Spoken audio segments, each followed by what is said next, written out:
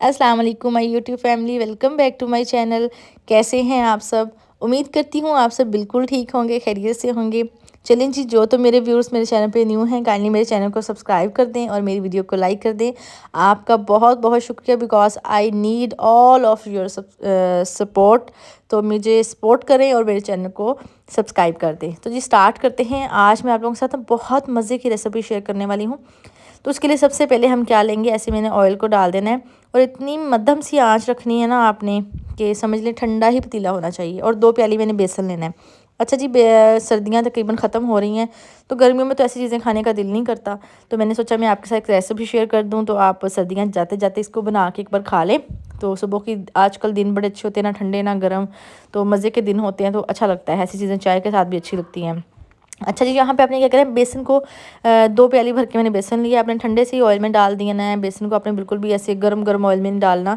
और यहाँ पे मैंने थोड़ी सी चीज़ें ली हुई थी, बस ये काजू लिए हैं, पिस्ता है, आप कुछ भी ले लें। मैं तो कहती हूँ सिर्फ बादाम ले लें, वो भी 5-6 इनफ होते हैं, क्योंकि आपने इसके अंदर कुछ भी मिक्स नहीं करना।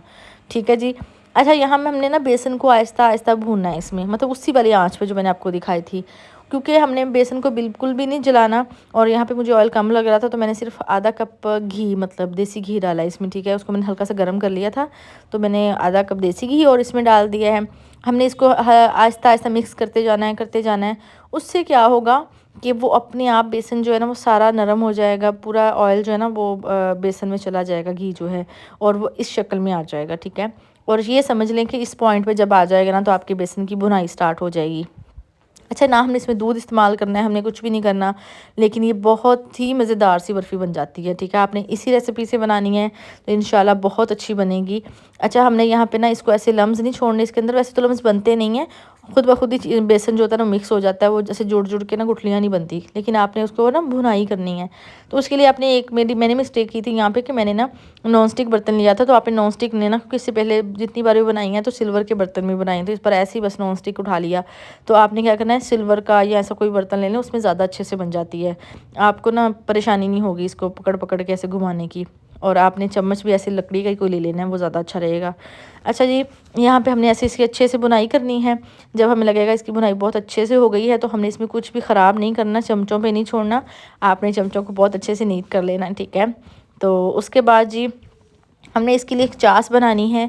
और आपने दोनों काम साइडों पे ऐसे स्टार्ट नहीं कर लेने, आपने एक काम एक बार करना है, देन नेक्स्ट स्टेप जो है वो अलग से करना है। ठीक है, तो यहाँ पे हम बेसन को साइड पे कर दिया, यहाँ पे हमने चास बनानी स्टार्ट कर दी। यही वाली एक प्याली भर के ना आपने चीनी की ले लेनी है।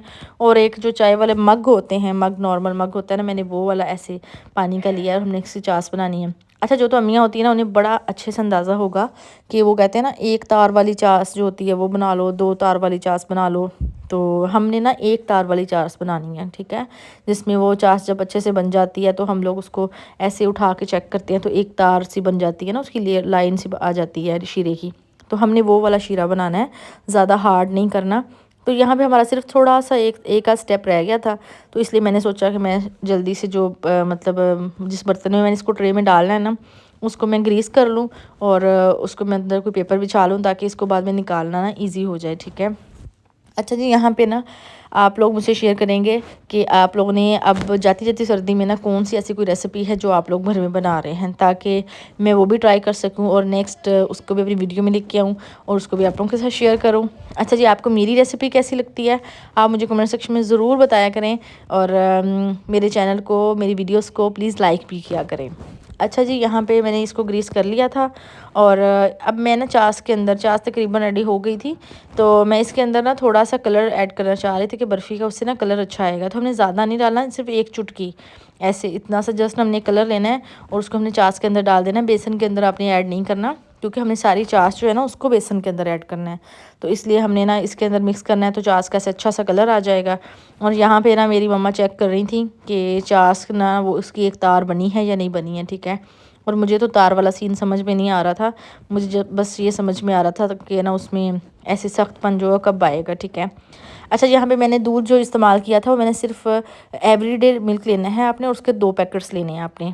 ठीक है जी, 10 वाले, पता नहीं 20 वाले जो पैकेट्स होते हैं ना, आपने ये ड्राई मिल्क के 2 पैकेट्स लेने हैं। तो आप कोई सा भी ड्राई मिल्क ले सकते हैं। ठीक है, मुझे एवरीडे मिला था घर में, तो मैंने एवरीडे वाले 2 पैकेट्स यूज़ किए हैं। ठीक है, आप कोई भी सा भी ड्राई मिल्क ले लें और आपने वो डाला, आपने खोया कोई चीज़ कुछ भी नहीं इसमें इस्तेमाल करना। और दूसरी चीज़, आपने ना इसके अंदर अगर तो अपनी टुकड़ियाँ बनानी है ना इसकी, तो फिर आपने इसके अंदर वो नहीं मिक्स करने, ड्राई फ्रूट्स नहीं मिक्स करने, ठीक है। फिर वो टुकड़ियाँ टूट जाती हैं और फिर वो उनकी शक्ल भी अच्छी नहीं रहती, ठीक है।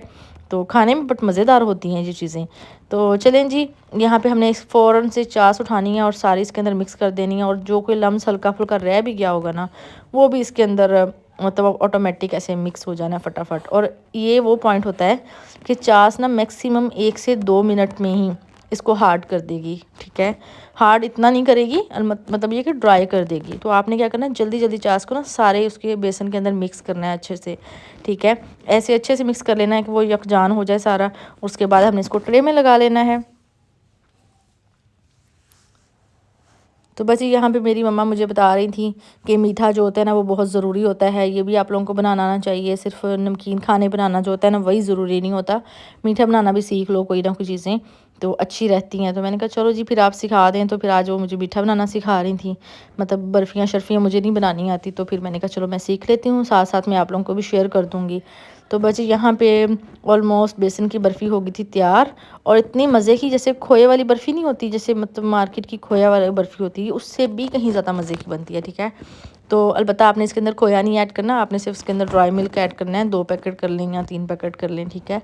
3 कर लेंगे तभी अच्छी बात है, अलबत्ता आप 2 कर लीजिएगा, 1 नहीं करना आपने, 1 कम हो जाता है बहुत। तो यहाँ पे जी हमने इसको ट्रे में डाल लिया था। साथ साथ आपने इसके अंदर प्रेस करते जाना है कि इसके अंदर कोई ना हवा वगैरह ना हो, और बर्फ़ी जो है ना वो बिल्कुल अच्छे वाली बनेगी, सही वाली, ठीक है। शक्ल से इतनी मज़े की लग रही थी। और यहाँ पे मैं ना बस छिटका छिटकी कर रही थी साथ साथ। और आपने इसको चम्मच से ना बिल्कुल इक्वल कर लेना है, ठीक है। और वैसे अगर आपकी बर्फ़ी पतली होगी ना तो वो ज़्यादा मज़े की, मतलब ये कि उसकी टुकड़ियाँ मोटी नहीं बनेंगी, ठीक है। उसकी लेयर आप पतली रखेंगी ना तो वो बेसन की बर्फ़ी ज़्यादा अच्छी बनती है, वो ऐसे बिखरती नहीं फिरेगी जगह जगह। और सर्व की हुई जो होती है ना फिर वो और भी ज़्यादा अच्छी लगती है, ठीक है। तो बस इसको हमने ऐसे स्पैचुला से सेट कर लेना है। उसके बाद ऐसे हमने इसके ऊपर ड्राई फ्रूट्स डाल देने हैं। अच्छा जी, शक्ल देख के बताएं कितनी मज़े की लग रही है, कितनी मज़े की लग रही है। और खाने में ये इससे कहीं ज़्यादा मज़े की लग रही थी। और बंदा जब खुद साथ मेहनत करके बनाता है ना, फिर तो चीज़ और भी ज़्यादा मज़े की लगती है। अच्छा, आपने ड्राई फ्रूट्स डालने के बाद ना उनको हल्का हल्का इसके ऊपर प्रेस कर देना है कि उसके अंदर चले जाएँ, क्योंकि ड्राई होने के बाद उसके अंदर चिपक जाएंगे, ठीक है। अगर ऊपर ऊपर रहेंगे ना फिर बिखरते रहेंगे और फिर वो अच्छे नहीं लगेंगे।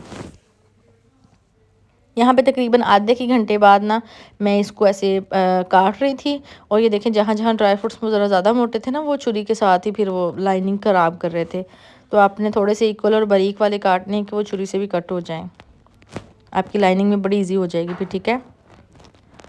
अच्छा, यहाँ पे मेरी बर्फ़ी बिल्कुल तैयार थी। अब आप लोगों ने मुझे कमेंट सेक्शन में बताना है कि आपको ये रेसिपी कैसी लगी है और आपने और इसे ट्राई किया है या नहीं किया, ठीक है। और काइंडली मेरे चैनल को सब्सक्राइब कर दीजिएगा और मेरी वीडियो को लाइक कर दीजिएगा, ठीक है। तो मेरी कोशिश होती है कि मैं आपके साथ कोई भी ऐसी चीज़ शेयर कर दूँ जो मैंने पहले ना की हो, ठीक है। और जो अच्छी भी हो, बस मेरा ये माइंड होता है कि कोई भी ऐसी चीज़ शेयर कर दूँ जो अच्छी बनी है, चाहे मतलब उसकी रेसिपीज़ पहले कई पड़ी भी हों, बट मैं भी कुछ कोई ऐसा बंदा या बंदी हो जो मेरी वीडियो देख रहा हो लेकिन उसने पहले वो चीज़ कहीं और ना देखी हो, ठीक है। तो बस जी, अगर आपको मेरी वीडियो अच्छी लगी हो तो इसे लाइक कीजिएगा, मेरे चैनल को सब्सक्राइब कीजिएगा और दुआ में याद रखिएगा। अल्लाह हाफिज़।